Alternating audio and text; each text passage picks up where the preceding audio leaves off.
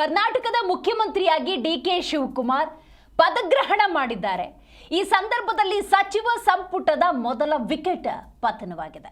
ಸಚಿವ ಸ್ಥಾನಕ್ಕೆ ರಾಮಲಿಂಗಾರೆಡ್ಡಿ ರಾಜೀನಾಮೆಯನ್ನು ಸಲ್ಲಿಸಿದ್ದಾರೆ. ಸುದ್ದಿಗೋಷ್ಠಿಯಲ್ಲಿ ಅದಕ್ಕೆ ಕಾರಣವನ್ನು ಕೂಡ ಉಲ್ಲೇಖ ಮಾಡಿದ್ದಾರೆ. ಆದರೆ ಹಿರಿಯ ಸಚಿವರು ಯಾವ ಕಾರಣಕ್ಕೆ ಆ ಪ್ರಬಲ ಖಾತೆಗಳಿಗೆ ಪೈಪೋಟಿ ಮಾಡ್ತಾರೆ ಅನ್ನೋದು ಸದ್ಯದ ಪ್ರಶ್ನೆಯಾಗಿದೆ. ಕಾಂಗ್ರೆಸ್ ಅಂದಾಗ ಹಿರಿಯ ನಾಯಕರು, ಹಿರಿಯ ಶಾಸಕರು, ಸಚಿವರಾಗಿ ಹಲವಾರು ಅನುಭವಗಳನ್ನು ಹೊಂದಿದ್ರೂ ಕೂಡ ಆ ಪ್ರಬಲ ಖಾತೆಗೆ ಯಾಕೆ ಈ ಮಟ್ಟಿಗಿನ ಪೈಪೋಟಿಯನ್ನ ಮಾಡ್ತಾರೆ ಅನ್ನೋದೇ ಸದ್ಯದ ಪ್ರಶ್ನೆ. ಅದರಲ್ಲೂ ಬೆಂಗಳೂರು ನಗರಾಭಿವೃದ್ಧಿ ಖಾತೆಗೆ ಯಾಕೆ ಈ ಮಟ್ಟಿಗಿನ ಪೈಪೋಟಿ? ಪ್ರತಿ ಬಾರಿ ಹಿರಿಯ ಶಾಸಕರು ಮಾಡುವಂತಹ ಪೈಪೋಟಿ ಇದು. ಬೆಂಗಳೂರು ಸರ್ಕಾರಕ್ಕೆ ಚಿನ್ನದ ಮೊಟ್ಟೆ ಇಡುವಂತಹ ಕೋಳಿ. ರಾಜಧಾನಿಯ ಕಸಕ್ಕೂ ಚಿನ್ನದ ಬೆಲೆ ಇದೆ. ಕಸದಿಂದಲೇ ರಸ ಅನ್ನೋದು ಕೇವಲ ಮಾತಲ್ಲ, ವಾಸ್ತವದಲ್ಲಿ ಅದು ಸತ್ಯ. ಎಲ್ಲ ಸರ್ಕಾರಗಳಲ್ಲೂ ಕಸದ ಖಾತೆಗೆ ಕಿತ್ತಾಟಗಳು ನಡೆಯುತ್ತೆ ಅನ್ನೋದಾದರೆ, ಅದರಲ್ಲೂ ಬೆಂಗಳೂರು ನಗರಾಭಿವೃದ್ಧಿ ಇಲಾಖೆಗೆ ಪಟ್ಟು ಹಿಡಿತಾರೆ ಅನ್ನೋದಾದರೆ ಯೋಚನೆ ಮಾಡಿ, ಇದು ಎಷ್ಟರ ಮಟ್ಟಿಗೆ ಪ್ರಭಾವ ಹೊಂದಿರುವಂತಹ ಖಾತೆ, ಎಷ್ಟು ಪ್ರಬಲ ಇರುವಂತಹ ಖಾತೆ, ಇದರಲ್ಲಿರುವಂತಹ ಇನ್ಕಮನ್ನು ನೀವು ಗಮನಿಸಬಹುದು. ರೈಟ್,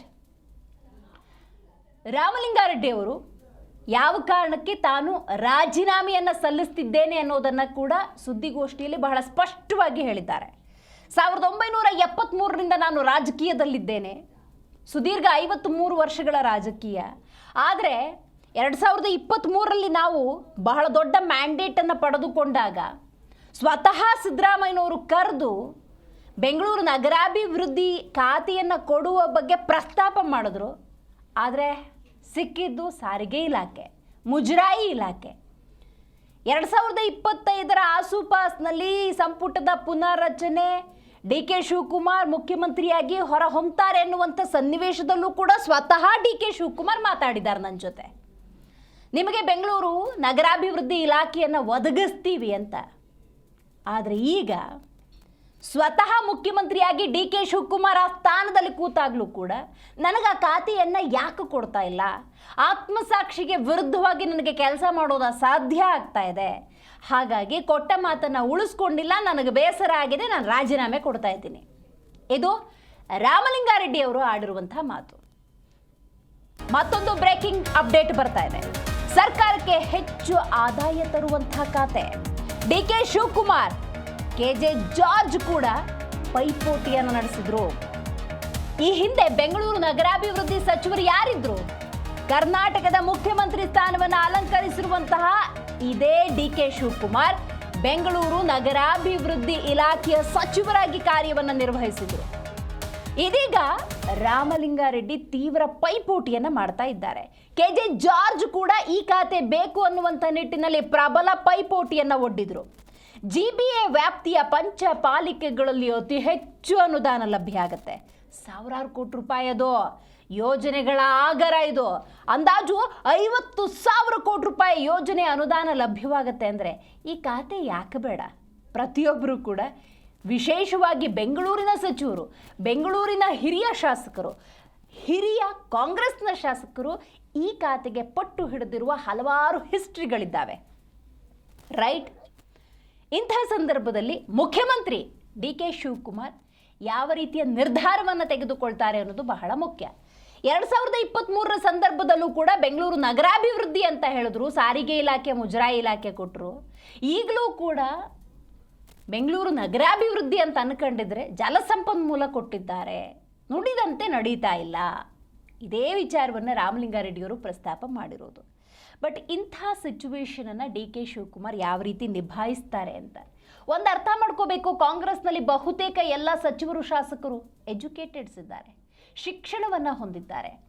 5, 6, 7, 8 ಬಾರಿ ಶಾಸಕರಾಗಿ ಅನುಭವವನ್ನು ಹೊಂದಿರುವಂಥವ್ರು, ಸಚಿವರಾಗಿ ಕೂಡ 3-4 ಬಾರಿ ಕೆಲಸ ಮಾಡಿರುವಂಥ ದೊಡ್ಡ ದೊಡ್ಡ ನಾಯಕರಿದ್ದಾರೆ. ಅವ್ರು ಯಾಕೆ ಈ ಪ್ರಬಲ ಖಾತೆಗೆ ಪಟ್ಟು ಹಿಡ್ಕೊಂಡು ಕೂತ್ಕೋತಾರೆ? ವೀಕರ್ ಇಲಾಖೆ ಅಂತ ಯಾವುದಿರುತ್ತೆ, ಯಾವುದು ಆರ್ಥಿಕವಾಗಿ ಅಸಮತೋಲನವನ್ನು ಹೊಂದಿರುತ್ತೆ, ಕೆಲಸ ಮಾಡಿನೇ ಆದಾಯವನ್ನು ತರಬೇಕು, ಅಂಥ ಖಾತೆಯನ್ನು ಈ ಹಿರಿಯರು ವಹಿಸ್ಕೊಂಡು ಆ ಇಲಾಖೆಗಳನ್ನು ಅಭಿವೃದ್ಧಿ ಮಾಡಬೇಕು. ಬಟ್ ಇದು ಯಾರಿಗೂ ಬೇಕಾಗಿಲ್ಲ. ಮತ್ತೊಂದು ಬ್ರೇಕಿಂಗ್ ಅಪ್ಡೇಟ್ ಬರ್ತಾ ಇದೆ, ನೋಡ್ತಾ ಹೋಗೋಣ. ಹೌದು, ಮೇಜರ್ ಅಪ್ಡೇಟ್ ಇದು. ಹೈಕಮಾಂಡ್ನಿಂದ ರಾಮಲಿಂಗಾರೆಡ್ಡಿಗೆ ಕರೆ. ಸಂಪುಟದಿಂದ ಹೊರಗುಳಿಯುವ ಕ್ರಮಕ್ಕೆ ಬೇಸರವನ್ನ ವ್ಯಕ್ತಪಡಿಸಿದೆ ಹೈಕಮಾಂಡ್. ಮುಖ್ಯಮಂತ್ರಿ ಡಿಕೆ ಶಿವಕುಮಾರ್ ಜೊತೆ ಚರ್ಚಿಸಿ ಒಂದು ನಿರ್ಧಾರಕ್ಕೆ ಬರುವಂತೆ ಮನವಿಯನ್ನ ಮಾಡಿಕೊಂಡಿರುವುದು. ಆದ್ರೂ ನೋಡಿ ಇಲ್ಲಿ ಎಂಥ ಟ್ವಿಸ್ಟ್. ರಾಜ್ಯಕ್ಕೆ ರಾಹುಲ್ ಗಾಂಧಿ ಬರ್ತಾ ಇದ್ದಾರೆ. ಅವರ ಆಗಮನದ ದಿನವೇ ಈ ರಿಸೈನ್ ಇದೆಯಲ್ಲ, ರಾಜೀನಾಮೆ ಇದೆಯಲ್ಲ, ಅಷ್ಟು ಸರಿ ಬರೋದಿಲ್ಲ. ಸೊ ಹಾಗಾಗಿ ಡಿ ಕೆ ಶಿವಕುಮಾರ್ ಇದಕ್ಕೆ ಸಂಬಂಧಪಟ್ಟಂತೆ ಏನು ಹೇಳಿದ್ದಾರೆ ನೋಡೋದಾದರೆ, ರಾಮಲಿಂಗಾರೆಡ್ಡಿ ನನ್ನ ಬಹುಕಾಲದ ಗೆಳೆಯರು, ಯಾವ ಸಮಸ್ಯೆಯೂ ಇಲ್ಲ, ಆಲ್ ಈಸ್ ವೆಲ್. ಇದು ಕರ್ನಾಟಕದ ಮುಖ್ಯಮಂತ್ರಿ ಡಿ ಕೆ ಶಿವಕುಮಾರ್ ಕೊಟ್ಟಿರುವಂಥ ಭರವಸೆ. ಇವರೆಲ್ಲ ಏನು ಅಂದ್ಕೊಂಡ್ಬಿಟ್ಟಿದ್ದಾರೆ, ಬಹಳ ದೊಡ್ಡ ಮ್ಯಾಂಡೇಟನ್ನು ಪಡ್ಕೊಂಡು ನೂತನವಾಗಿ ಸರ್ಕಾರ ರಚನೆ ಮಾಡಿ ಸಂಪುಟಕ್ಕಾಗಿ ಹೋರಾಟ ಮಾಡ್ತಿರೋ ರೀತಿ ಕಂಡು ಬರ್ತಾ ಇದೆ. ಸರ್ಕಾರ ಅದೇ ಇದೆ, ನಾಯಕತ್ವದ ಬದಲಾವಣೆಗಳಾಗ್ತಾ ಇದೆ ಅಷ್ಟೇ. ಮಾಡೋ ಕೆಲಸದ ಮೇಲೆ ಇವರೆಲ್ಲರೂ ಕೂಡ ಗಮನ ಹರಿಸಬೇಕು, ಅದನ್ನು ಹರಿಸ್ತಾ ಇಲ್ಲ. ಬಹಳ ಮುಖ್ಯವಾಗಿ ನೋಡಿ, ಆಗ್ತಿರುವಂಥ ಕೆಲವೊಂದು ಬದಲಾವಣೆಗಳನ್ನು, ಅಸಮಾಧಾನಗಳನ್ನು, ಆಂತರಿಕ ಸಮಸ್ಯೆಗಳು ಈಗ ಉಲ್ಬಣ ಆಗಿದೆ, ಬಹಿರಂಗವಾಗಿದೆ ಅನ್ನೋದಕ್ಕೆ ಮೊದಲ ನಿದರ್ಶನ ರಾಮಲಿಂಗಾರೆಡ್ಡಿಯವರು. ಎಷ್ಟರ ಮಟ್ಟಿಗೆ ಗೊಂದಲಗಳಿತ್ತು ಅಂದರೆ, ಪ್ರಮಾಣ ವಚನ ಸ್ವೀಕಾರ ಸಂದರ್ಭದಲ್ಲೂ ಕೂಡ ಮೊದಲ ಪಟ್ಟಿಯಲ್ಲಿ ಯಾರಿರ್ತಾರೆ ಯಾರಿರೋದಿಲ್ಲ ಅನ್ನುವಂಥ ಕನ್ಫ್ಯೂಷನ್ ನಡುವೆ ರಾಮಲಿಂಗಾರೆಡ್ಡಿ ಅವರು ಸಚಿವರಾಗಿ ಪ್ರಮಾಣ ವಚನ ಸ್ವೀಕರಿಸಿದರೂ ಕೂಡ ಈಗ ರಾಜೀನಾಮೆಯನ್ನು ಕೊಟ್ಟಿದ್ದಾರೆ. ಹೆಚ್ಚಿನ ಮಾಹಿತಿಯನ್ನು ನಮ್ಮ ಪ್ರತಿನಿಧಿ ರಾಚಪ್ಪ ನೀಡ್ತಾ ಹೋಗ್ತಾರೆ. ರಾಚಪ್ಪ, ಹಿರಿಯ ಸಚಿವರು ಯಾಕೆ ಪ್ರಬಲ ಖಾತೆಗಳಿಗೆ ಈ ಮಟ್ಟಿಗಿನ ಪೈಪೋಟಿ ಮಾಡ್ತಾರೆ?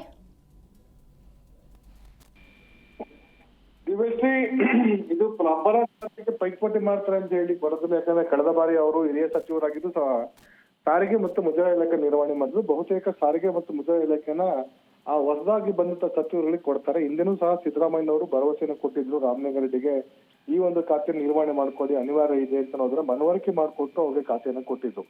ಈ ಹಿಂದೆನ ರಾಮಲಿಂಗಾರೆಡ್ಡಿ ಬೆಂಗಳೂರು ನಗರಾಭಿವೃದ್ಧಿ ಖಾತೆ ಸಚಿವರಾಗಿ, ಗೃಹ ಸಚಿವರಾಗಿ ಹಲವಾರು ಖಾತೆಗಳನ್ನು ನಿರ್ವಹಣೆ ಮಾಡಿದ್ದಾರೆ. ಹಾಗಾಗಿ ಅವರು ಸ್ವಾಭಾವಿಕವಾಗಿ ಕೇಳ್ತಾ ಇದ್ದಾರೆ. ಎರಡನೇ ವಿಷಯ ಅಂತಂದ್ರೆ, ಪ್ರಮುಖವಾಗಿ ಅವರು ಬೆಂಗಳೂರು ನಗರದವರು. ಮೂರನೇದಾಗಿ ಬೆಂಗಳೂರು ನಗರದ ಚುನಾವಣೆ ಎದುರಾಗ್ತಾ ಇದೆ. ಇವರೆಲ್ಲರಿಗೂ ಸಹ ಇದೇ ಮುಖ್ಯಮಂತ್ರಿ ಸಿದ್ದರಾಮಯ್ಯ ಇರ್ಬೋದು ಮತ್ತು DCM ಡಿ ಕೆ ಶಿವಕುಮಾರ್ ಅವರು ಈ ಹಿಂದೆ ಸಂದರ್ಭದಲ್ಲಿ ಅವರು ರಾಮಲಿಂಗಾರೆಡ್ಡಿ ಅವರಿಗೆ ಬೆಂಗಳೂರು ನಗರಾಭಿವೃದ್ಧಿ ಖಾತೆಯನ್ನು ಕೊಟ್ಟಿದ್ರೆ ಮುಂಬರುವಂತ ಚುನಾವಣೆಗಳ ಅನುಕೂಲ ಆಗುತ್ತೆ. ಆ ಮೂಲಕ ನಾವು ಕನಿಷ್ಠ 5 ನಗರ ಪಾಲಿಕೆ ಕನಿಷ್ಠ 2-3 ಗೆಲ್ಲಬಹುದು ಅಂತ ವಿಶ್ವಾಸವನ್ನು ವ್ಯಕ್ತಪಡಿಸಿದ್ರು. ವಿಚಿತ್ರ ಅಂತಂದ್ರೆ, ಡಿ ಕೆ ಶಿವಕುಮಾರ್ ಅವರು DCM ಆಗಿದ್ದುಕೊಂಡು ಬೆಂಗಳೂರು ನಗರದ ಉಸ್ತುವಾರಿ ಸಚಿವರಾಗಿದ್ದುಕೊಂಡು ಸಹ ನಾನು ಚುನಾವಣೆ ಎದುರಿಸಿದ್ರೆ ಈ ಸಂದರ್ಭದಲ್ಲಿ ಜೂನ್ ತಿಂಗಳಲ್ಲಿ ಇನ್ನು ಚುನಾವಣೆ ನಡೆಸಬೇಕು ಅಂತ ಸುಪ್ರೀಂ ಕೋರ್ಟ್ ಆದೇಶ ಆಗಿತ್ತು. ಆ ಸಂದರ್ಭದಲ್ಲಿ ಚುನಾವಣೆ ಎದುರಿಸಿದ್ದೇ ಆದಲ್ಲಿ ಒಂದು ಕ್ಷೇತ್ರವನ್ನ ಒಂದು ಮಹಾನಗರ ಪಾಲಿಕೆ ಗೆಲ್ಲಿಕ್ ಆಗುದಿಲ್ಲ ಅಂತ ಸ್ವತಃ ಡಿ ಕೆ ಶಿವಕುಮಾರ್ ಒಪ್ಕೊಂಡಿದ್ರು ಮತ್ತು ಆ ಸಂದರ್ಭದಲ್ಲೂ ಸಹ ಈ ಒಂದು ವಿಷಯವನ್ನ ಉಲ್ಲೇಖ ಮಾಡಿದ್ರು. ಇನ್ನು ಮೂರನೇದಾಗಿ ರಾಮಲಿಂಗಾರೆಡ್ಡಿ ಅವರಿಗೆ ಈ ವಲ್ಲದ ಇಲಾಖೆಗಳನ್ನ ಕೊಡ್ತಾ ಇದ್ದಾರೆ. ಮತ್ತು ನಾಲ್ಕನೇದಾಗಿ ರಾಮಲಿಂಗಾರೆಡ್ಡಿ ಅವರಿಗೆ ಅಷ್ಟೊಂದು ಹಿರಿತನ ಸಚಿವರಾಗಿದ್ದವ್ರನ್ನ ಅವ್ರಿಗೆ ಮುಖ್ಯಮಂತ್ರಿಗಳು ಹೇಳ್ತಾ ಇರೋಂಥದ್ದು ಅವರು ಹಿರಿಯರು ಓಡಾಡ್ಲಿಕ್ಕಾಗಲ್ಲ ಅಂತೇನೋ ಹೇಳ್ತಾ ಇದಾರೆ. ಅಂತಹ ಸಚಿವರನ್ನ ಸಚಿವ ಸಂಪುಟ ತೆಗೆದುಕೊಳ್ಳೋಕೆ ಮೊದಲೇ ಮುಖ್ಯಮಂತ್ರಿಗಳು ಇಂಥ ವಿಷಯದಲ್ಲಿ ಗಮನಿಸಬೇಕು. ಇನ್ನು 4ನೇ ವಿಷಯ ಅಂತಂದ್ರೆ, ಬೆಂಗಳೂರು ನಗರಾಭಿವೃದ್ಧಿ ಖಾತೆನ ಬಹುತೇಕ ಎಲ್ಲರೂ ಸಹ ಇಚ್ಛೆ ಪಡುವಂತದ್ದು ಇಲ್ಲಿರುವಂತಹ ಆರ್ಥಿಕ ಸಂಪನ್ಮೂಲ ಅಥವಾ ಇಲ್ಲಿರುವಂತಹ ರಿಸೋರ್ಸಸ್ಗಳ ಬಗ್ಗೆ ಬಹುತೇಕ ಎಲ್ಲರಿಗೂ ಸಹ ತಿಳಿದಿದೆ. ಇನ್ಕ್ಲೂಡಿಂಗ್ ಡಿ ಕೆ ಶಿವಕುಮಾರ್ ಅವರು ಸಹ ಬೆಂಗಳೂರು ಆಗದಿದ್ರು ಸಹ ಅವರು ಕನಕಪುರದ ರಾಮನಗರ ಜಿಲ್ಲೆದಾಗಿದ್ದು ಸಹ ಬೆಂಗಳೂರು ನಗರಾಭಿವೃದ್ಧಿ ಖಾತೆನ ಇಟ್ಕೊಂಡಿದ್ರು. ಹಿಂದೆಲ್ಲ ಬಹುತೇಕ ಹಿಂದಿನ ಸರ್ಕಾರಗಳಲ್ಲಿ ಬೆಂಗಳೂರು ನಗರದವ್ರಿಗೆ KJ ಜಾರ್ಜ್ ಅವ್ರಿಗೆ ಬೆಂಗಳೂರು ನಗರ ಖಾತೆಯನ್ನು ಕೊಡ್ತವ್ರು, ಅವರು ಸಹ ಸೂಕ್ತವಾಗಿ ಸಮರ್ಪಣೆ ನಿರ್ವಹಣೆ ಮಾಡಿದ್ರು. ರಾಮಲಿಂಗಾರೆಡ್ಡಿ ಅವರು ಕೊಟ್ಟಿದ್ರು, ಅವರು ಸಹ ಸಮರ್ಪಕವಾಗಿ ನಿರ್ವಹಣೆ ಮಾಡಿದ್ರು. ಈ ಹಿಂದೆ ಬಿಜೆಪಿ ಗವರ್ಮೆಂಟ್ ಅಲ್ಲಿ R ಅಶೋಕ್ ಅವರು ಬೆಂಗಳೂರು ನಗರಾಭಿವೃದ್ಧಿ ಖಾತೆ ತೆಗೆದುಕೊಂಡಿದ್ರು. ಅದಕ್ಕೂ ಮುಂಚೆ ಅಶ್ವಥ್ ನಾರಾಯಣ ಅವರು ಆ ಒಂದು ಖಾತೆಯನ್ನು ತೆಗೆದುಕೊಂಡಿದ್ರು. ಹಿಂದೆ SM ಕೃಷ್ಣ ಅವರು ಬೆಂಗಳೂರು ನಗರಾಭಿವೃದ್ಧಿ ಖಾತೆಯನ್ನು ತೆಗೆದುಕೊಂಡಿದ್ರು. ಈ ರೀತಿಯಾಗಿ ನಾವು ಉದಾಹರಣೆ ಕೊಡ್ಬೇಕಾಗತ್ತೆ. ಯಾಕಂದ್ರೆ ಆ ಒಂದು ಸ್ಥಳೀಯರಿಗೆ ಆ ಖಾತೆ ಕೊಟ್ಟಿದ್ದೆ ಅದರಲ್ಲಿ ನಿರ್ವಹಣೆ ಸುಲಭ ಆಗುತ್ತೆ ಮತ್ತು ಸ್ಥಳೀಯ ನಾಯಕತ್ವ, ಸ್ಥಳೀಯ ಜನರು, ಸ್ಥಳೀಯ ವ್ಯವಹಾರಗಳ ಬಗ್ಗೆ ಅವರಿಗೆ ಒಡನಾಟ ಇರ್ತದೆ, ಅವ್ರಿಗೆ ಅದ್ರ ಬಗ್ಗೆ ತಿಳುವಳಿಕೆ ಇರ್ತದೆ. ಹಾಗಾಗಿ ನಿರ್ವಹಣೆ ಸುಲಭ ಅಂತ ಕಾರಣಕ್ಕೆ ಅವ್ರಿಗೆ ಕೊಡ್ತಾರೆ. ಇಲ್ಲಿ 2 ವಿಷಯನ ಉಲ್ಲೇಖ ಮಾಡ್ಬೇಕಾದ್ರೆ, ಒಂದು ಇದರಲ್ಲಿರುವಂತಹ ಆರ್ಥಿಕ ಸಂಪನ್ಮೂಲ, ಎರಡನೇದಾಗಿ ಸ್ಥಳೀಯರು ಅಂತ ಕಾರಣಕ್ಕೋಸ್ಕರ, ಮತ್ತು ಮೂರನೇದಾಗಿ ಪಕ್ಷದ ವರಿಷ್ಠರು ಈ ಹಿಂದೆ ಮಾತು ಕೊಟ್ಟಿದ್ರು ಅಂತ ಅನ್ನೋದು ಪ್ರಮುಖವಾಗುತ್ತೆ. ಹೀಗಾಗಿ ರಾಮಲಿಂಗಾರೆಡ್ಡಿ ಅವರು ಆ ಒಂದು ಪಟ್ಟನ್ನು ಹಿಡ್ಕೊಂಡಿದ್ದಾರೆ. ಮತ್ತು ವಿಚಿತ್ರ ಅಂತಂದ್ರೆ, ಇದೇ ಮುಖ್ಯಮಂತ್ರಿ ಆಗಿರುವಂತ ಡಿ ಕೆ ಶಿವಕುಮಾರ್ ರಾಮಲಿಂಗಾರೆಡ್ಡಿ ಅವರಿಗೆ ಮುಂದಿನ ದಿನಗಳಲ್ಲಿ ಈ ಒಂದು ಖಾತೆನ ಕೊಡ್ತೇನೆ ಅಂತ ಭರವಸೆ ಕೊಟ್ಟು ನನಗೆ ಮೋಸ ಮಾಡಿದ್ದಾರೆ ಅನ್ನೊಂದು ಆರೋಪ. ಇನ್ ನಾಲ್ಕನೇದಾಗಿ ಅವ್ರಿಗೆ ಈ ಒಂದು ಖಾತೆ ಬೇಡ ಅಂತಂದ್ರೆ ಆಲ್ಟರ್ನೇಟಿವ್ ಯಾವ ಖಾತೆನ ಕೊಡ್ತೀವಿ ಅಂತ ಅನ್ನೋದನ್ನು ಸಹ ಸ್ಪಷ್ಟವಾಗಿ ಕೇಳ್ತಾ ಇಲ್ಲ. ಅವ್ರಿಗೆ ಇಷ್ಟ ಇಲ್ಲದ ಮತ್ತು ನಿರ್ವಹಣೆಗೆ ಕಷ್ಟದಾಯಕವಾದಂತ ಮತ್ತು ಈಗಾಗಲೇ 35-40 ಸಾವಿರ ಕೋಟಿ ರೂಪಾಯಿ ಏನು ಕೋತ ಆಗಿರುವಂತಹ ಅಥವಾ ಬಾಕಿ ಉಳಿದಿರುವಂತಹ ₹1 ಆದಾಯ ಇಲ್ಲದಂತಹ ನೀರಾವರಿ ಇಲಾಖೆ ಕೊಟ್ರೆ ರಾಮಲಿಂಗಾರೆಡ್ಡಿ ಅವರು ಏನ್ ಮಾಡ್ತಾರೆ? ಅವ್ರಿಗೆ ಇದುವರೆಗೆ ಅದ್ರ ಬಗ್ಗೆ ಎಕ್ಸ್ಪರ್ಟೈಸ್ ಇಲ್ಲ ಅಥವಾ ರಾಮಲಿಂಗಾರೆಡ್ಡಿ ಇಡೀ ರಾಜ್ಯದಿಂದ ಸುತ್ತಾಡ್ಕೊಳ್ಳೋಕೆ ಆಗೋದಿಲ್ಲ. ಮೂರನೇದಾಗಿ ಬಹುತೇಕ ಈ ಜಲಸಂಪನ್ಮೂಲ ಇಲಾಖೆಯ ವ್ಯವಹಾರಗಳಿರುವಂತದ್ದು ಸುಪ್ರೀಂ ಕೋರ್ಟ್ ಅಲ್ಲಿ ಮತ್ತು ಅಂತಾರಾಜ್ಯಗಳಲ್ಲಿ. ಹಾಗಾಗಿ ರಾಮಲಿಂಗಾರೆಡ್ಡಿಗೆ ಈ ಒಂದು ವಿಷಯದಲ್ಲಿ ಅಷ್ಟೇನು ಎಕ್ಸ್ಪರ್ಟೈಸ್ ಇರೋದು, ಅನುಭವ ಇಲ್ಲ. ಹಿಂದೆ ಎಚ್ ಕೆ ಪಾಟೀಲ್ ನೀರಾವರಿ ಇಲಾಖೆ ಸಮರ್ಥವಾಗಿ ನಿರ್ವಹಣೆ ಮಾಡಿದ್ದಾರೆ. ಡಿ ಕೆ ಶಿವಕುಮಾರ್ ನೀರಾವರಿ ಸಚಿವರಾಗಿ ಚೆನ್ನಾಗಿ ನಿರ್ವಹಣೆ ಮಾಡಿದ್ದಾರೆ. ಹಿಂದೆ ಕಾರಜೋಳರು ನಿರ್ವಹಣೆ ಮಾಡಿದ್ರು, ಬಸವರಾಜ ಬೊಮ್ಮಾಯಿ ಅವರು ಖಾತೆ ನಿರ್ವಹಣೆ ಮಾಡಿದ್ರು. ಹೀಗಾಗಿ ಹಿಂದೆ ಕಾನೂನಾತ್ಮಕ ವಿಚಾರಗಳು ಗೊತ್ತಿರ್ಬೇಕಾಗುತ್ತೆ, ತಾಂತ್ರಿಕ ಪರಿಣಿತಿ ಬೇಕಿರ್ತದೆ ಮತ್ತು ಈ ಒಂದು ವಿಚಾರದಲ್ಲಿ ಕನಿಷ್ಠ ಅಟ್ಲೀಸ್ಟ್ ಆ ಒಂದು ವಿಷಯ ಬಗ್ಗೆ ಇಂಟ್ರೆಸ್ಟ್ ಬೇಕಾಗುತ್ತೆ. ಹಾಗೆ ರಾಮಲಿಂಗಾರೆಡ್ಡಿಗೆ ಈ ಒಂದು ವಿಷಯದಲ್ಲಿ ಅನುಭವನೂ ಇಲ್ಲ. ಯಾಕಂದ್ರೆ ಅವ್ರ ಸುತ್ತಮುತ್ತ ಯಾವ ನದಿಗಳು ಇಲ್ಲ, ಜಲಸಂಪನ್ಮೂಲ ಇಲಾಖೆನೂ ಇಲ್ಲ. ಹಾಗಾಗಿ ಅವ್ರಿಗೆ ಇದುವರೆಗೆ ಸಣ್ಣ ನೀರಾವರಿ ಖಾತೆನೂ ಸಹ ನಿರ್ವಹಣೆ ಮಾಡಿಲ್ಲ. ಹಾಗಾಗಿ ಅವ್ರು ಹೇಳ್ತಾರೆ ನನಗೆ ಇಂತಹ ಖಾತೆನ ಕೊಟ್ಟರೆ ನನಗೆ ಅದ್ರ ಬಗ್ಗೆ ಅನುಭವ ಇಲ್ಲ, ಹಾಗಾಗಿ ನನ್ನ ಖಾತೆ ನಿರ್ವಹಣೆ ಮಾಡೋದ್ರಲ್ಲಿ ವಿಫಲರಾದ್ರೆ ಮತ್ತೆ ನನ್ನ ಮೇಲೆ ಆರೋಪ ಮಾಡ್ತಾರೆ, ನೀವು ಸಚಿವರಾಗಿ ವಿಫಲರಾಗಿದ್ರಿ, ಹಿರಿಯರಾಗಿದ್ರು ಸಹ ನಿರ್ವಹಣೆ ಮಾಡಲು ವಿಫಲರಾಗಿದ್ದಂತ ಆರೋಪ ಅವ್ರು ಬರುವುದು ಬೇಡ ಅನ್ನೋದನ್ನ ಅವರು ಉಲ್ಲೇಖ ಮಾಡ್ತಾ ಇದ್ದಾರೆ. ಮೂರನೇದಾಗಿ ಈಗಾಗಲೇ ಬೇರೆ ಬೇರೆ ಖಾತೆಗಳನ್ನ ನಿರ್ವಹಣೆ ಮಾಡಿದ್ದೇನೆ, ಆ ಖಾತೆಗಳಲ್ಲಿ ನನ್ನ ಖಾತೆಗೆ ನ್ಯಾಯ ದೊರಕಿಸ್ಕೊಟ್ಟಿದ್ದೇನೆ, ಹಾಗಾಗಿ ನನ್ಗೆ ಈ ಖಾತೆನ ಕೊಡಿ ಅಂತ ಹೇಳ್ತಿದ್ದಾರೆ. ಒಂದ್ ವೇಳೆ ನಾವು ಕೊಡ್ಲಿಕ್ಕೆ ಆಗಲ್ಲ ಅಂತಂದ್ರೆ ಅವ್ರು ರಾಮಲಿಂಗಾರೆಡ್ಡಿ ಹೇಳಂತ ಸಹಜ, ಹೌದು ನನ್ನ ಖಾತೆಗೆ ರಾಜೀನಾಮೆ ಕೊಡ್ತೇನೆ, ನನಗೆ ಇಷ್ಟ ಇಲ್ಲ ಅಂತಂದ್ರೆ ಬಲವಂತದ ಮದುವೆ ಬೇಡ ಅಂತಂದ್ರು ರಾಮಲಿಂಗಾರೆಡ್ಡಿ ಹೇಳಿಕೆ. ಈಗ ಮುಖ್ಯಮಂತ್ರಿಗಳು ಹೇಳ್ತಂಥದ್ದು ರಾಮಲಿಂಗಾರೆಡ್ಡಿ ಅವರು ರಾಜ್ಯ ಸುತ್ತಲಿಕ್ಕಾಗಲ್ಲ, ಹಳ್ಳಿಗೆ ಹೋಗ್ಲಿಕ್ಕಾಗಲ್ಲ ಅಂತಂದ್ರೆ ಮುಖ್ಯಮಂತ್ರಿ ಏನು ರಾಮಲಿಂಗಾರೆಡ್ಡಿ ಅವರಿಗೆ ವಯಸ್ಸಾಗಿದೆ, ಓಡಾಡ್ಲಿಕ್ಕೆ ಕಷ್ಟ ಆಗ್ತದೆ, ಅವ್ರ ಕಾಲಿಗೆ ಆಪರೇಷನ್ ಆಗಿದೆ, ನಿಮ್ಗೆ ಸಮಸ್ಯೆ ಇದೆ, ಹಂಗಾಗಿ ಈ ಖಾತೆ ಬೇಡ ಅಂತ ಅನ್ನೋದನ್ನ ವ್ಯಂಗ್ಯ ಮತ್ತು ಲೇವಡಿ ಮಾಡೋದು ಸೂಕ್ತ ಅಲ್ಲ. ಯಾಕಂದ್ರೆ ಅವರು ಹಿರಿಯ ಸಚಿವರು ಇದ್ದಾರೆ. ಡಿ ಕೆ ಶಿವಕುಮಾರ್ಗಿಂತ ಹಿರಿಯರ ನಾಯಕರು ಮತ್ತು ಯೂತ್ ಕಾಂಗ್ರೆಸ್ ಇಂದ ಬಂದಂತ ರಾಮಲಿಂಗಾರೆಡ್ಡಿ ಅವರು. ಹಾಗಾಗಿ ಅವರ ರಾಜಕೀಯ ಮುಖ್ಯಮಂತ್ರಿಯಾಗಿ ಅವರು ರಾಮಲಿಂಗಾರೆಡ್ಡಿ ಅವರಿಗೆ ಆ ಒಂದು ಹೇಳಿಕೆಯನ್ನು ಕೊಡ್ಲಿಕ್ಕೆ ಅವ್ರಿಗೆ ಅಧಿಕಾರ ಇದೆ ಮತ್ತು ರಾಮಲಿಂಗಾರೆಡ್ಡಿ ಅವರು ಸಹ ಮುಖ್ಯಮಂತ್ರಿಗಳಿಗೆ ಇಂತ ಮಾತನ್ನು ಕೊಟ್ಟಿದ್ರು ತಪ್ಪಿದ್ದಾರೆ ಅಂತ ಹೇಳಕ್ ಅವ್ರಿಗೂ ಸಹ ಅಧಿಕಾರ ಇದೆ. ಹೀಗಾಗಿ ಈ ಒಂದು ಅನುದಾನದ ವಿಚಾರ, ಎರಡನೇದಾಗಿ ಸ್ಥಳೀಯರು ಅಂತ ವಿಷಯ, ಮೂರನೇದಾಗಿ ಮುಂಬರುವಂತ ಚುನಾವಣಾ ವಿಚಾರ, ನಾಲ್ಕನೇದಾಗಿ ಅವರ ಮಗಳ ಭವಿಷ್ಯ, ಇವೆಲ್ಲನೂ ಸಹ ರಾಮಲಿಂಗಾರೆಡ್ಡಿ ಅವರು ಪರಿಗಣಿಸಿ ಇಂತಹ ಒಂದು ನಿರ್ಧಾರವನ್ನ ಕೈಗೊಂಡಿರುವಂತೂ ಸಾಧ್ಯ.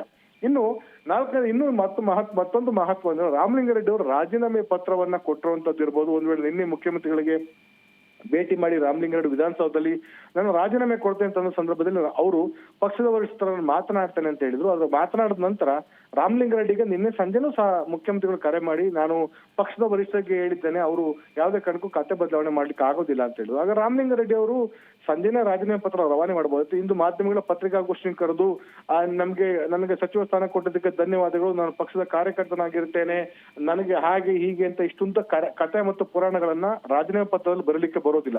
ಇನ್ನು ಮತ್ತೊಂದು ಮಹತ್ವ ವಿಷಯ ಅಂತಂದ್ರೆ ಸಚಿವರಾಗಿ ಪ್ರಮಾಣ ವಚನ ಸ್ವೀಕಾರ ಮಾಡಿದ ನಂತರ ರಾಮಲಿಂಗಾರೆಡ್ಡಿ ಅವರು ತಮ್ಮ ಶಾಸಕ ಏನ್ ಪತ್ರ ಬರ್ತಾರೆ ರಾಮಲಿಂಗಾರೆಡ್ಡಿ ಅವರು ಏನು ಈ ಕ್ಷೇತ್ರದ ಶಾಸಕರು BTM late Jayanagar BTM late ಶಾಸಕರು ಅಂತ ಅನ್ನೋದು ಶಾಸಕರ ಪತ್ರ ಇಟ್ಕೊಂಡು ಅವರು ರಾಜೀನಾಮೆ ಪತ್ರ ಕಳಿಸಿದ್ದಾರೆ. ಅದು ಸಹ ಅಸಿಂಧು ಆಗತ್ತೆ. ಸಚಿವರಾಗಿ ಪ್ರಮಾಣ ವಚನ ಸ್ವೀಕಾರ ಮಾಡಿದ ನಂತರ ರಾಮಲಿಂಗಾರೆಡ್ಡಿ ಅವರು ಸಚಿವರು ಅಂತ ಆ ಒಂದು ಲೆಟರೇಟ್ ನಲ್ಲಿ ಅವರು ಒಂದೇ ಲೈನ್ ಅಲ್ಲಿ ನನ್ನ ಸ್ಥಾನಕ್ಕೆ ರಾಜೀನಾಮೆ ಕೊಡ್ತಿದ್ದನ್ನು ಅಂಗೀಕರಿಸಿ ಅಂತ ಬರೀಬೇಕಷ್ಟೇ ಹೊರತು ಇಷ್ಟುದ್ದ ಬರ್ಕೊಳ್ಳಿಕ್ಕೆ ಬರೋದಿಲ್ಲ. ಹಾಗಾಗಿ ರಾಮಲಿಂಗಾರೆಡ್ಡಿ ಅವರು ಉದ್ದೇಶಪೂರ್ವಕವಾಗಿ ಒತ್ತಡ ಹೇರುವ ತಂತ್ರದ ಭಾಗವಾಗಿ ಮಾಡಿದ್ದಾರೆ ಅಂತ ಅನ್ನೋದು ಡಿ ಕೆ ಶಿವಕುಮಾರ್ ಅವ್ರಿಗೂ ಗೊತ್ತಾಗಿದೆ. ಆ ಕಾರಣಕ್ಕೋಸ್ಕರ ಅವರು ನಾನು ಕರೆದು ಮಾತನಾಡ್ತೇನೆ ಮತ್ತು ಒಂದ್ ವೇಳೆ ಪಕ್ಷದ ವರಿಷ್ಠರು ಬರ್ತಾ ಇದ್ರೆ ಅವ್ರ ಜೊತೆ ಚರ್ಚಿಸಿ ನಾನು ಖಾತೆ ಬದಲಾವಣೆ ಮಾಡ್ಕೊಳ್ಳಿಕ್ಕೆ ಪ್ರಯತ್ನ ಮಾಡ್ತೇನೆ ಅಂತ ನಮ್ಮ ಮಾತನ್ನ ಅವರು ಸಹ ಹೇಳಿದ್ದಾರೆ. ಹಾಗಾಗಿ ಮುಂದಿನ ದಿನಗಳಲ್ಲಿ ಬಹುತೇಕ ಸಂಜೆ ವೇಳೆಗೆ ಈ ಎಲ್ಲಾ ಸಹ ಸಮಸ್ಯೆಗಳು ಇತ್ಯರ್ಥ ಆಗ್ಬೋದು.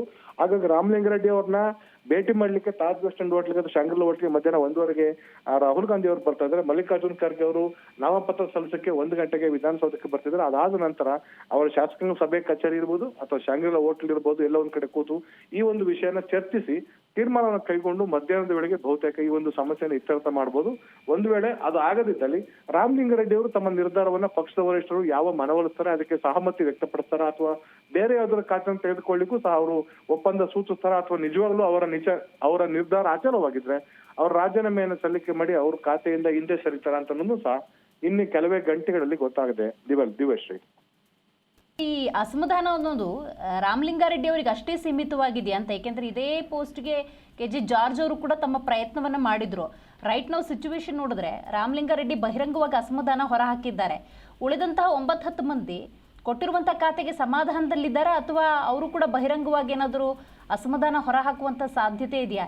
ಈ ಕಡೆ ಡಿ ಕೆ ಶಿವಕುಮಾರ್ ಅವರು ಆಲ್ ಈಸ್ ವೆಲ್ ಅಂತ ಬೇರೆ ಹೇಳ್ತಿದ್ದಾರಲ್ಲ. ದಿವೇಸಿ ಬಹುತೇಕರಿಗೆ ವಿಶೇಷವಾಗಿ ಈ ಸಚಿವ ಸಂಪುಟದಲ್ಲಿ 2-3 ಜನಕ್ಕೆ ಹೊರತುಪಡಿಸಿ ಬಹುತೇಕ ಉಳಿದಂತವರಿಗೆ ಕೊಟ್ಟಿದ್ದೇ ಪ್ರಸಾದ ಆಗಿದೆ. ಯಾಕಂದ್ರೆ ಈಗ ಹಿಂದೇನು ಹೇಳ್ತಾ ಇದ್ರು 3 ವರ್ಷದ ನಂತರ ಬಹುತೇಕ ಸಚಿವರನ್ನು ಬದಲಾವಣೆ ಮಾಡ್ತೀವಿ ಅಂತ ಪರಮೇಶ್ವರ್ ಆದಿಯಾಗಿ ಪರಮೇಶ್ವರ್ನು ಸಹ ಬಹುತೇಕ ಅವ್ರನ್ನು ಸಹ ಕೈ ಬಿಡಬೇಕಾಗಿತ್ತು. ಆದ್ರೆ ಅವ್ರಿಗೆ ಸಚಿವ ಸಂಪುಟ ಕೊಟ್ಟುವಂತದ್ದೇ ಗ್ರೇಟು. ಅದರಲ್ಲಿ ಕಂದಾಯ ಇಲಾಖೆನ ಪಡೆದುಕೊಂಡಿದ್ದಾರೆ. ಯಾಕಂದ್ರೆ ಅವ್ರು ಉಪಮುಖ್ಯಮಂತ್ರಿ ಅನ್ನೋ ಸ್ಥಾನಕ್ಕಾಗಿ ಉಪಮುಖ್ಯಮಂತ್ರಿಗಳು ಮತ್ತೆ ಗೃಹ ಇಲಾಖೆನ ಅಥವಾ ಸಣ್ಣ ಪುಟ್ಟ ಖಾತೆ ನಿರ್ವಹಣೆ ಮಾಡಿದ್ರೆ ಸಮಂಜಸವಲ್ಲ, ನನ್ನ ಘನತೆಗೆ ಅಥವಾ ಹುದ್ದೆಗೆ ಅಪಮಾನ. ನೀವು ಹಿಂದೆ ಉಪಮುಖ್ಯಮಂತ್ರಿಯಾಗಿ 2-3 ಖಾತೆ ನಿರ್ವಹಣೆ ಮಾಡಿ ನನಗೆ ಗೃಹ ಖಾತೆ ಕೊಟ್ರೆ ಎಷ್ಟು ಸಮಂಜಸ ಅಂತ ಅನ್ನೋದನ್ನ ಅವರು ಪಕ್ಷದ ವರಿಷ್ಠ ಮುಂದೆ ಅವರು ಹೇಳಿದ್ರು ಮತ್ತು ಮುಖ್ಯಮಂತ್ರಿಗಳ ವಿರುದ್ಧ ಮುಂದೆ ಮಾತನಾಡಿದ್ರು. ವಿಶೇಷವಾಗಿ ಮಾಜಿ ಮುಖ್ಯಮಂತ್ರಿ ಸಿದ್ದರಾಮಯ್ಯ ಅವರು ಪರಮೇಶ್ವರ್ ಪರವಾಗಿ ಬ್ಯಾಟಿಂಗ್ ಮಾಡಿ ಅವ್ರು ಕೇಳಿದ ಖಾತೆನ ಕೊಡಿ ಅನ್ನೋದನ್ನ ಸೂಚನೆ ಕೊಟ್ಟಿದ್ರು. ಹಾಗಾಗಿ ಈಗ DCM ಅವರಿಗೆ ಈ ಒಂದು ಖಾತೆಯನ್ನ ಕೊಟ್ಟಿದ್ದಾರೆ, ಪರಮೇಶ್ವರ್ ಕಂದಾಯ ಇಲಾಖೆ ಖಾತೆಯನ್ನ. ಆದ್ರೆ ಹಿಂದೆ ಅವರು ಗೃಹ ಇಲಾಖೆ ಸಮರ್ಪಕವಾಗಿ ನಿರ್ವಹಣೆ ಮಾಡ್ತಾನೆ ಕೇವಲ ಹೇಳಿಕೆ ಕೊಟ್ಕೊಂಡು ಇದ್ದಂತ ಪರಮೇಶ್ವರ್ ಅವರು ಇಂಥ ಬೃಹತ್ ಖಾತೆನ ವಿಶೇಷವಾಗಿ ಹಿಂದೆ ಕೃಷ್ಣ ಬೈರೇಗೌಡರು ಮಾಡಿದಂತ ಸಾಧನೆ ಅಥವಾ ಏನು ಈ ಒಂದು ಲ್ಯಾಂಡ್ ಮಾಫಿಯಾ ಇರ್ಬೋದು ಅಥವಾ ರಿಜಿಸ್ಟರ್ ಮಾಫಿಯಾ ಇರ್ಬೋದು, ರಿಯಲ್ ಎಸ್ಟೇಟ್ ಮಾಫಿಯಾ ಇರ್ಬೋದು ಅಥವಾ ಬೇರೆ ಬೇರೆ ಅಧಿಕಾರ ದುರುಪಯೋಗ ಮಾಡ್ಕೊಂಡು ಯಾರ್ಯಾರ್ದೋ ಹೆಸರಲ್ಲಿ ಯಾರ್ಯಾರ ಖಾತೆ ಮಾಡ್ಕೊಂಡು ಒಂದೊಂದು ಹೆಸರನ್ನ 3 ಜನ ಜಮೀನನ್ನ ರಿಜಿಸ್ಟ್ರೇಷನ್ ಮಾಡ್ಕೊಡುವಂತ ಎಲ್ಲದಕ್ಕೂ ಸಹ ಕಡಿವಾಣ ಹಾಕುವ ಮೂಲಕ ರಾಜ್ಯದ ಜನತೆಯ ರಕ್ಷಣೆ ಮಾಡುವಂತ ಸಚಿವ ಕೃಷ್ಣ ಬೈರೇಗೌಡರು ಕಂದಾಯ ಇಲಾಖೆಯಲ್ಲಿ ಮುಂದುವರಿಸಬೇಕಾಗಿತ್ತು ಮತ್ತು ಅವರು ಮಾಡಿದ ಕೆಲಸವನ್ನ ಪರಮೇಶ್ವರ್ ಮುಂದುವರಿಸ್ತಾರೆ. ಅಥವಾ ಪರಮೇಶ್ವರ್ಗೆ ಆ ಮಟ್ಟಿಗೆ ಎಕ್ಸ್ಪರ್ಟೈಸ್ ಇದೆ ಅಂತ ಅನ್ನೋದು ಹೇಳಲಿಕ್ಕೆ ಸಾಧ್ಯನೇ ಇಲ್ಲ. ಯಾಕಂದ್ರೆ ಕೇವಲ ಒಂದು ಕಾನೂನಾತ್ಮಕ ಇಲಾಖೆಯನ್ನು ನಿರ್ವಹಣೆ ಮಾಡುವಲ್ಲಿ ವಿಫಲರಾಗುವಂತ ಪರಮೇಶ್ವರ್ ಅವರು ಮತ್ತೊಂದು ಬೃಹತ್ತಾದಂತ ಮತ್ತು ಮಾತೃ ಇಲಾಖೆಯಿಂದ ಕಂದಾಯ ಇಲಾಖೆ ನಿರ್ವಹಣೆ ಮಾಡ್ತಾರೆ ಅಂತ ಅನ್ನೋದು ಸಾಧ್ಯ ಇಲ್ಲ. ಇನ್ನು ಈ ಒಂದು ವಿಷಯದಲ್ಲೂ ಸಹ ಕೃಷ್ಣ ಬೈರೇಗೌಡರು ನನಗೆ ಕಂದಾಯ ಇಲಾಖೆ ಕೊಡಿ, ನನಗೆ ಬೆಂಗಳೂರು ನಗರಾಭಿವೃದ್ಧಿ ಇಲಾಖೆ ಬೇಡ ಅಂತ ಅನ್ನೋದು. ಯಾಕಂದ್ರೆ ಚುನಾವಣೆ ನಡೆದಿದ್ದೇ ಅದಲ್ಲಿ ಈ ಬಾರಿ ಎದುರಾಗುವಂತ ಸೋಲುಗಳು, ಯಾಕಂದ್ರೆ ಕೃಷ್ಣ ಬೈರೇಗೌಡರು ತುಂಬಾ ಕಂಡುತುಂಡವಾಗಿರ್ತಾರೆ. ಇವ್ರ ರೀತಿ ಡಿ ಕೆ ಶಿವಕುಮಾರ್ ಅಥವಾ ರಾಮಲಿಂಗಾರೆಡ್ಡಿ ಇರ್ಬೋದು ಅಥವಾ ಜಾರ್ಜ್ ರೀತಿ ಆರ್ಥಿಕವಾಗಿ ಅಥವಾ ಬೇರೆ ಬೇರೆ ರೀತಿ ತಂತ್ರ ಬಳಕೊಂಡು ಲಾಬಿ ನಡೆಸ್ಕೊಂಡು ಅಥವಾ ಒಳ ಅಡ್ಜಸ್ಟ್ಮೆಂಟ್ ಮಾಡ್ಕೊಂಡು ರಾಜಕಾರಣ ಮಾಡುವಂತದ್ದು ಇನ್ನೂ ಸಹ ಕೃಷ್ಣ ಬೈರೇಗೌಡ ಕರಗತವಾಗಿಲ್ಲ. ಹಾಗಾಗಿ ಮುಂಬರುವಂತ ಚುನಾವಣೆಗೆ ಎದುರಾದಲ್ಲಿ ಒಂದು ವೇಳೆ ಚುನಾವಣೆ ಸೋಲನ್ನು ಬಯಸಿದ್ರೆ ಅದರ ಸೋಲನ್ನ ಕೃಷ್ಣ ಬೈರೇಗೌಡ ತಲೆ ಕಟ್ತಾರೆ ಹೊತ್ತು ಚುನಾವಣೆ ಸೋತಿದ್ದು ರಾಜ್ಯ ಸರ್ಕಾರದ ವೈಫಲ್ಯದಿಂದ ಅಂತ ಯಾರು ಹೇಳೋದಿಲ್ಲ. ಹಾಗಾಗಿ ಕೃಷ್ಣ ಬೈರೇಗೌಡ ಹೇಳ್ತಿರೋದು ನನಗೆ ಬೆಂಗಳೂರು ನಗರಾಭಿವೃದ್ಧಿ ಖಾತೆ ಬೇಡ, ಕಂದಾಯ ಇಲಾಖೆ ಕೂಡ ನಾನು 3 ವರ್ಷ ನಿರ್ವಹಣೆ ಮಾಡ್ತೇನೆ, ಇನ್ನಷ್ಟು ಸುಧಾರಣೆ ತರುವಂತ ಕೆಲಸ ಬಾಕಿ ಇದೆ, ಅದನ್ನ ಮಾಡ್ತೇನೆ. ಕಳೆದ 3 ವರ್ಷದಲ್ಲಿ 3 ಸಮಾವೇಶ ಮಾಡ್ಬಿಟ್ಟು ಸುಮಾರು 5-6 ಲಕ್ಷ ಜನರಿಗೆ ಮನೆಗಳ ಹಕ್ಕುಪತ್ರವನ್ನ ಅಥವಾ ಜಮೀನಿನ ಹಕ್ಕುಪತ್ರವನ್ನ ಅವರ ಆಸ್ತಿಗಳನ್ನ ರಕ್ಷಣೆ ಮಾಡೋ ನಿಟ್ಟಿನಲ್ಲಿ ಸಾಕಷ್ಟು ಕೆಲಸವನ್ನು ಮಾಡಿದ್ದೇನೆ. ಆ ಕ್ರೆಡಿಟ್ ಸರ್ಕಾರಕ್ಕೆ ಸಲ್ಲಿಕೆ ಆಗುತ್ತೆ, ನಮ್ಮ ಸರ್ಕಾರಕ್ಕೆ ಮಾಡಿದ್ದೇವೆ, ಹಾಗಾಗಿ ಅದನ್ನ ಮುಂದುವರಿಸಿ ಅಂತ ಅವರು ಸಹ ಡಿಮ್ಯಾಂಡ್ ಇಟ್ಟಿದ್ದಾರೆ. ಇಲ್ಲಿ ಪರಮೇಶ್ವರ್ ಅವರು ಕಂದಾಯ ಇಲಾಖೆಯಲ್ಲಿ ಏನನ್ನ ನೋಡಿ ಕಂದಾಯ ಇಲಾಖೆ ಕೊಡಬೇಕು, ನಾನು ಅದರಲ್ಲಿ ಅನುಭವ ಇದೆ ನಂಗೆ ಅಂತ ಹೇಳ್ತಾ ಅವ್ರಿಗೂ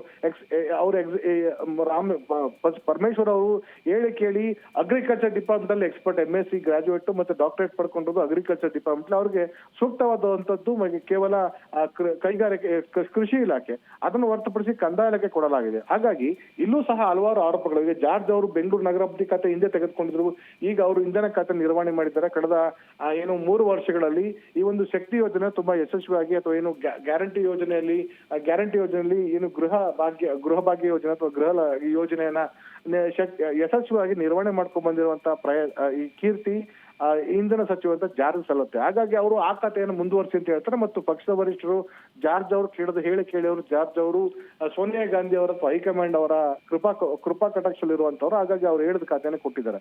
ಇನ್ನು PW ಸಚಿವರಂತ ಸತೀಶ್ ಜಾರಕಿಹೊಳಿ ಖಾತೆಯನ್ನು ಬದಲಾವಣೆ ಮಾಡ್ಕೊಡ್ಬೋದಾಗಿತ್ತು, ಅವ್ರಿಗೆ ಬೇಕಾದ್ರೆ ಜಲಸಂಪನ್ಮೂಲ ಖಾತೆ ಕೊಡ್ಬೋದಾಗಿತ್ತು ಅಥವಾ ಬೇರೆ ಯಾವ್ದಾದ್ರು ಖಾತೆ ಕೊಟ್ಟು ಸಹ ನಿರ್ವಹಣೆ ಮಾಡ್ತಾ ಇದ್ರು.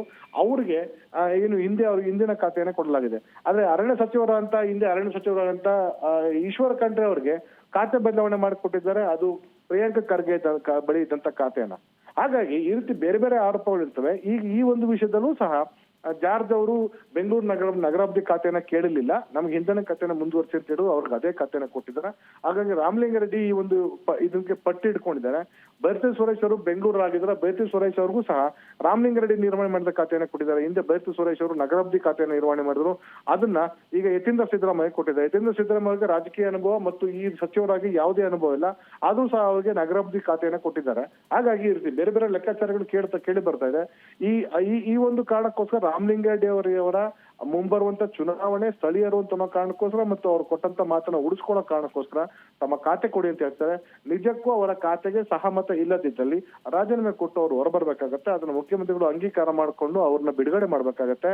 ಅದರ ಮೊದಲ task troubleshooter D K ಶಿವಕುಮಾರ್ಗೆ ಮೊದಲ ಟ್ರಬಲ್ ರಾಮಲಿಂಗಾರೆಡ್ಡಿ ಆಗಿದ್ದಾರೆ. ಹಾಗಾಗಿ ವಿಚಿತ್ರ ಅಂತಂದ್ರೆ ಇದೇ ಸಂದರ್ಭದಲ್ಲಿ ರಾಹುಲ್ ಗಾಂಧಿ ಅವರು ಮತ್ತು ರಾಜ್ಯ ನಾಯಕರು, ಕೇಂದ್ರ ನಾಯಕರು ಸಹ ರಾಜ್ಯಕ್ಕೆ ಬರ್ತಾರೆ. ಅಂತಹ ಸಂದರ್ಭದಲ್ಲಿ ರಾಮಲಿಂಗಾರೆಡ್ಡಿ ಹಾಕಿರುವಂತ ಬೋನ್ಸ್ ಅವರು ಪಕ್ಷದ ವರಿಷ್ಠರನ್ನ ಒಂದ್ ರೀತಿ ಕಂಗಾಲಾಗಿದೆ. ಯಾಕಂದ್ರೆ ಮೊನ್ನೆ ತಾನೇ ಇನ್ನು ಸರ್ಕಾರ ರಚನೆ ಆಗಿದೆ, ಒಂದು ದಿನ ಆಗಿಲ್ಲ, ಖಾತೆ ಹಂಚಿಕೆಯಾಗಿ ಕೇವಲ 24 ಗಂಟೆ ಕಳೆದಿಲ್ಲ, ಆಗ್ಲೇನೆ ಇದು ಆಸ್ಫೋಟಗೊಂಡಿರುವಂತದ್ದು. ಪಕ್ಷಕ್ಕೆ ಮುಜುಗರ, ಸರ್ಕಾರಕ್ಕೆ ಮುಜುಗರ, ಹೇಳಿ ಕೇಳಿ AICC ಅಧ್ಯಕ್ಷರು ಕರ್ನಾಟಕದವರು ಆಗಿರೋ ಕಾರಣಕ್ಕೋಸ್ಕರ ಕರ್ನಾಟಕದ ಒಂದು ಸಣ್ಣ ಸಮಸ್ಯೆನ ಅಡ್ರೆಸ್ ಮಾಡ್ಲಿಕ್ಕೆ ಆಗಲ್ಲ ಅಂತಂದ್ರೆ AICC ಅಧ್ಯಕ್ಷ ಸ್ಥಾನಕ್ಕೆ ಅವರ ಘನತೆಗೂ ಸಹ ಒಂದ್ ರೀತಿ ಅಪಖ್ಯಾತಿ ತರ್ತದೆ. ಹಾಗಾಗಿ ಸಮಸ್ಯೆನ ಆದಷ್ಟು ಶೀಘ್ರವಾಗಿ ಬಗೆಹರಿಸ್ತಾರೆ ಅಂತ ನನ್ನ ವಿಶ್ವಾಸ ಇದೆ. ಮಧ್ಯಾಹ್ನದ ವೇಳೆಗೆ ಬಹುತೇಕ ರಾಮಲಿಂಗಾರೆಡ್ಡಿ ಅವರನ್ನ ಮಲ್ಲಿಕಾರ್ಜುನ ಖರ್ಗೆ ಅವರು ಮತ್ತೆ ರಾಹುಲ್ ಗಾಂಧಿ ಅವರು ಕರೆಸಿ ಮಾತುಕತೆ ಮೂಲಕ ಬಗೆಹರಿಸುವಂತ ಸಾಧ್ಯತೆ ಬಹುತೇಕ ನಿಚ್ಚಳವಾಗಿದೆ. ದಿವ್ಯಶ್ರೀ, ಥ್ಯಾಂಕ್ ಯು ರಾಜಪ್ಪ ನಿಮ್ಮೆಲ್ಲ ಮಾಹಿತಿಗಾಗಿ.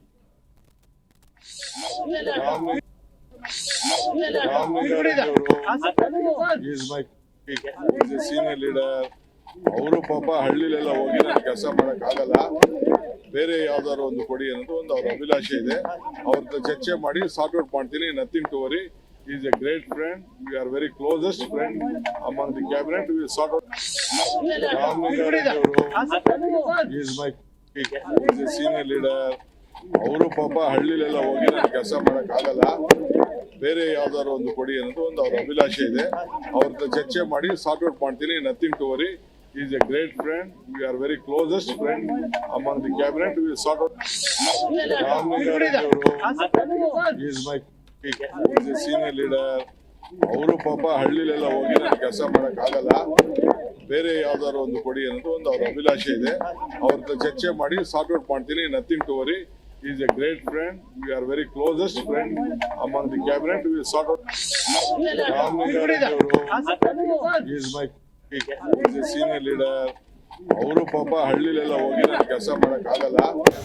ರಾಮಲಿಂಗಾರೆಡ್ಡಿ ಅವರು ಕಾಂಗ್ರೆಸ್ ಪಕ್ಷದ ಹಿರಿಯ ನಾಯಕರಿದ್ದಾರೆ, ಮಾತಾಡ್ತೀವಿ, ಅವ್ರ ಜೊತೆ ಮಾತಾಡಿ ಎರಡೇ ದಿನಕ್ಕೆ ಈ ಥರ ಡಿಸಿಷನ್ ಅವ್ರು ಕೆಲವು ಸಂದರ್ಭದಲ್ಲಿ ಆಗುತ್ತೆ. ಈ ಸೀನಿಯರ್ ಮೋಸ್ಟ್ ಕಾಂಗ್ರೆಸ್ ಮನುಷ್ಯ ಇರೋದ್ರಿಂದ ಅವ್ರ ಚರ್ಚೆ ಮಾಡಿ ನಾವು ಮಾತಾಡ್ತೀವಿ. ಹೈಕಮಾಂಡ್ ನಾಯಕರು ಬರ್ತಾ ಇರೋ ಟೈಮಲ್ಲಿ ಒಂಥರ ಮುಜುಗರ ಅಲ್ವ? ಎಲ್ಲ ನಡೀತಾ ಇರುತ್ತೆ ರಾಜಕಾರಣದಲ್ಲಿ, ತೊಂದರೆ ಇಲ್ಲ. ಬಟ್ ಅವ್ರು ಮಾತಾಡ್ತೀವಿ, ಅವ್ರು ಆ ಥರ ಏನು ಮಾಡೋದಿಲ್ಲ. ಕಾಂಗ್ರೆಸ್ಗೆ ತೊಂದರೆ ಆಗುವಂಥ ಕೆಲಸ ಏನು ಮಾಡಲ್ಲ, ನಾವು ಮಾತಾಡ್ತೀವಿ. ರಾಮಲಿಂಗಾರೆಡ್ಡಿ ಅವರು ಕಾಂಗ್ರೆಸ್ ಪಕ್ಷದ ಹಿರಿಯ ನಾಯಕರಿದ್ದಾರೆ, ಮಾತಾಡ್ತೀವಿ, ಅವ್ರ ಜೊತೆ ಮಾತಾಡಿ ತೊಂದರೆ. ಎರಡೇ ದಿನಕ್ಕೆ ಈ ಥರ ಡಿಸಿಷನ್ ಅವ್ರು ಕೆಲವು ಸಂದರ್ಭದಲ್ಲಿ ಆಗುತ್ತೆ. ಈ ಸೀನಿಯರ್ ಮೋಸ್ಟ್ ಕಾಂಗ್ರೆಸ್ ಮನುಷ್ಯ ಇರೋದ್ರಿಂದ ಅವ್ರ ಚರ್ಚೆ ಮಾಡಿ ನಾವು. ರಾಮಲಿಂಗಾರೆಡ್ಡಿ ರಾಜೀನಾಮೆಗೆ ಸಂಬಂಧಪಟ್ಟಂತೆ ಮತ್ತೊಂದು ಬ್ರೇಕಿಂಗ್ ಅಪ್ಡೇಟ್ ಬರ್ತಾ ಇದೆ. ಹೌದು, ರಾಮಲಿಂಗಾರೆಡ್ಡಿ ಕಚೇರಿಯ ಬಳಿ ಭಾರಿ ಹೈಡ್ರಾಮಾ. ನ್ಯಾಯ ಬೇಕು ಅಂತ ಬೆಂಬಲಿಗರು ದಿಢೀರಂತ ಪ್ರತಿಭಟನೆ ಮಾಡ್ತಾ ಇದ್ದಾರೆ. ಮಾಜಿ ಮೇಯರ್ ಸೇರಿ ಹಲವು ನಾಯಕರ ಪ್ರೊಟೆಸ್ಟ್. ಕೋರಮಂಗಲದಲ್ಲಿರುವಂತಹ ರಾಮಲಿಂಗಾರೆಡ್ಡಿ ಕಚೇರಿಯ ಬಳಿ ನಡೀತಾ ಇರುವಂತಹ ಪ್ರತಿಭಟನೆ ಇದು. ನಮಗೆ ನ್ಯಾಯ ಬೇಕು ಅಂತ ರಾಮಲಿಂಗಾರೆಡ್ಡಿ ಬೆಂಬಲಿಗರು ಮಾಡ್ತಿರುವಂತಹ ಪ್ರತಿಭಟನೆ.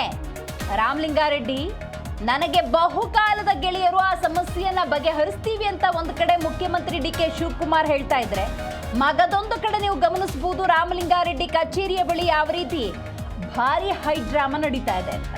ಸುದ್ದಿಗೋಷ್ಠಿ ನಡೆಸಿ ಈಗಾಗಲೇ ರಾಮಲಿಂಗಾರೆಡ್ಡಿ ಸ್ಪಷ್ಟಪಡಿಸಿದ್ದಾರೆ, ಕಳೆದ 53 ವರ್ಷಗಳಿಂದ ರಾಜಕಾರಣ ಮಾಡ್ತಾ ಇದ್ದೀನಿ, ಎಂದೂ ಯಾವತ್ತೂ ಕೂಡ ನಾನು ಇಂಥ ಖಾತೆ ಬೇಕು ಅಂತ ಕೇಳದವನಲ್ಲ. ಆದರೆ ಸಿದ್ದರಾಮಯ್ಯನವರು DK ಶಿವಕುಮಾರ್ ಈ ಹಿಂದೆ ಅಶ್ಯೂರ್ ಮಾಡಿದ್ರು, ಮಾತು ಕೊಟ್ಟಿದ್ರು, ಅದನ್ನು ಉಳಿಸ್ಕೊಂಡಿಲ್ಲ, ಬೇಸರ ಆಗಿದೆ, ಹಾಗಾಗಿ ರಾಜೀನಾಮೆ ಅಂತ ಸ್ಪಷ್ಟಪಡಿಸಿದ್ದಾರೆ. ಈ ನಡುವೆ ರಾಮಲಿಂಗಾರೆಡ್ಡಿ ಕಚೇರಿಯ ಬಳಿ ದಿಢೀರಂತ ಪ್ರತಿಭಟನೆ ನಡೀತಾ ಇದೆ. ಆಗಿರುವಂತಹ ಅನ್ಯಾಯಕ್ಕೆ ನ್ಯಾಯ ಬೇಕು ಅನ್ನುವಂಥ ನಿಟ್ಟಿನಲ್ಲಿ ನಡೀತಾ ಇರುವಂತಹ ಪ್ರತಿಭಟನೆ. ಬಟ್ ಇಲ್ಲಿ ನೀವೆಲ್ಲ ಆಯಾಮದಲ್ಲಿ ನೋಡಬೇಕಾಗತ್ತೆ. ಹೈಕಮಾಂಡ್ನ ನಾಯಕರು, ರಾಹುಲ್ ಗಾಂಧಿ ಸೇರಿದಂತೆ ಕೆಲ ನಾಯಕರು ರಾಜ್ಯಕ್ಕೆ ಬರ್ತಿರುವ ಸಂದರ್ಭದಲ್ಲಿ ಸಚಿವ ಸಂಪುಟ ರಚನೆಯಾದ 24 ಗಂಟೆಗಳಲ್ಲಿ ಪ್ರಮಾಣ ವಚನ ಸ್ವೀಕಾರ ಮಾಡಿದ 48 ಗಂಟೆಗಳಲ್ಲಿ ಆಗ್ತಿರುವಂಥ ಈ ಪ್ರಕ್ರಿಯೆ ಕಾಂಗ್ರೆಸ್ಗೆ ಮುಂದಿನ ದಿನಗಳಲ್ಲಿ ಎಷ್ಟರ ಮಟ್ಟಿಗೆ ಸಮಸ್ಯೆಯನ್ನು ತರಬಹುದು ಅಂತ ಈಗಾಗಲೇ ಮುಖ್ಯಮಂತ್ರಿ DK ಶಿವಕುಮಾರ್ ಬಹಳ ಸ್ಪಷ್ಟವಾಗಿ ತಿಳಿಸಿದ್ದಾರೆ. ನನ್ನ ಒಳ್ಳೆಯ ಗೆಳೆಯ ಅವರು, ಸೀನಿಯರ್ ಲೀಡರ್ ಖಂಡಿತವಾಗ್ಲೂ ಈ ಸಮಸ್ಯೆಯನ್ನು ಬಗೆಹರಿಸ್ತೀವಿ ಅಂತ ಹೇಳಿದ್ದಾರೆ. ಹಾಗಾಗಿ ಆಲ್ ಈಸ್ ವೆಲ್ ಅಂತ ಹೇಳಿರುವಂಥ ಡಿ ಕೆ ಶಿವಕುಮಾರ್ ಅವರ ಮಾತಿನ ಅರ್ಥ ಏನು? ಅದೇ ಖಾತೆಯಲ್ಲಿ ಮುಂದುವರಿಸೋದಕ್ಕೆ ಕನ್ವಿನ್ಸ್ ಮಾಡ್ತಾರಾ ಅಥವಾ ರಾಮಲಿಂಗಾರೆಡ್ಡಿ ಅವರು ಹೇಳಿದ ರೀತಿ ಬೆಂಗಳೂರು ನಗರಾಭಿವೃದ್ಧಿ ಇಲಾಖೆಯನ್ನು ಕೊಡ್ತಾರಾ? ಇದು ಕುತೂಹಲ. ನಮ್ಮ ಪತ್ರ ಅಂತಂದರೆ ನಮ್ಮ ಸಾಹೇಬರು ನಮ್ಮ BTM ಕ್ಷೇತ್ರಕ್ಕೆ ಸಂಬಂಧಪಟ್ಟವರಲ್ಲ, ಅವರು ಎಂಟೈರ್ ಸಿಟಿಗೆ, ಬೆಂಗಳೂರು ಸಿಟಿಗೆ ಮತ್ತು ಕರ್ನಾಟಕಕ್ಕೆ ಸಂಬಂಧಪಟ್ಟವರು. ಸೀನಿಯರ್ ಮೋಸ್ಟ್ ಅವರು ಮಾಡಿರುವಂಥ ಕೆಲಸಗಳು ನಮ್ಮ ಮುಜರಾಯಿ ಇಲಾಖೆಯಲ್ಲಿ, ಸಾರಿಗೆ ಇಲಾಖೆಯಲ್ಲಿ ಅವರು ಮಾಡಿರೋಂಥ ಅಭಿವೃದ್ಧಿ, ಬೆಂಗಳೂರು ಅಭಿವೃದ್ಧಿ ಇದರಲ್ಲಿ ಇದು ಮಾಡಿಕೊಂಡ್ರೆ ಅವರ ಪಾತ್ರ ಭಾಳಷ್ಟು ಇದು.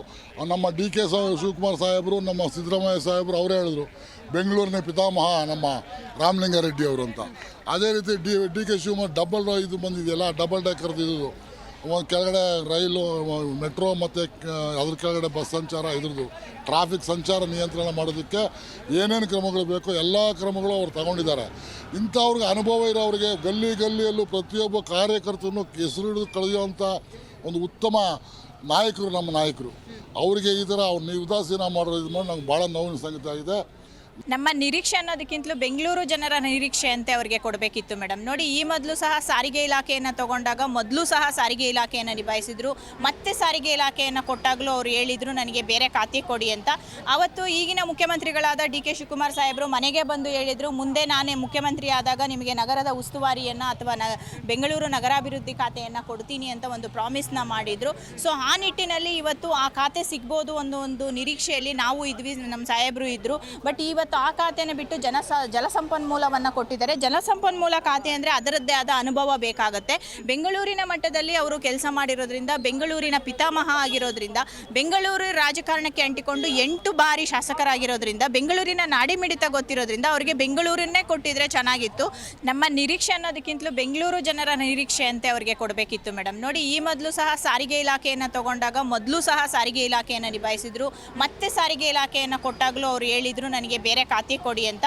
ಅವತ್ತು ಈಗಿನ ಮುಖ್ಯಮಂತ್ರಿಗಳಾದ DK ಶಿವಕುಮಾರ್ ಸಾಹೇಬರು ಮನೆಗೆ ಬಂದು ಹೇಳಿದರು, ಮುಂದೆ ನಾನೇ ಮುಖ್ಯಮಂತ್ರಿ ಆದಾಗ ನಿಮಗೆ ನಗರದ ಉಸ್ತುವಾರಿಯನ್ನು ಅಥವಾ ಬೆಂಗಳೂರು ನಗರಾಭಿವೃದ್ಧಿ ಖಾತೆಯನ್ನು ಕೊಡ್ತೀನಿ ಅಂತ ಒಂದು ಪ್ರಾಮಿಸ್ನ ಮಾಡಿದರು. ಸೊ ಆ ನಿಟ್ಟಿನಲ್ಲಿ ಇವತ್ತು ಆ ಖಾತೆ ಸಿಗ್ಬೋದು ಒಂದು ನಿರೀಕ್ಷೆಯಲ್ಲಿ ನಾವು ಇದ್ವಿ, ನಮ್ಮ ಸಾಹೇಬರು ಇದ್ದರು. ಬಟ್ ಇವತ್ತು ಆ ಖಾತೆನ ಬಿಟ್ಟು